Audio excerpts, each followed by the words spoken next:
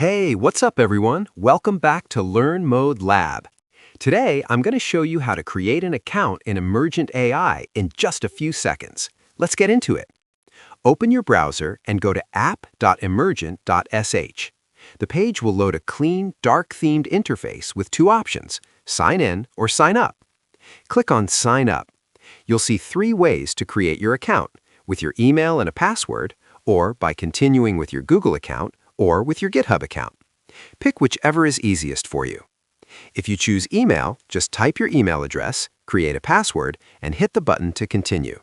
If you choose Google or GitHub, just select your account and authorize the access. It only takes one click. Once you're in, Emergent will take you straight to the dashboard, where you can start building your first app right away. No onboarding forms, no long setup. You're ready to go. And that's it. That's how to create an account in Emergent AI. Super simple and takes less than 30 seconds.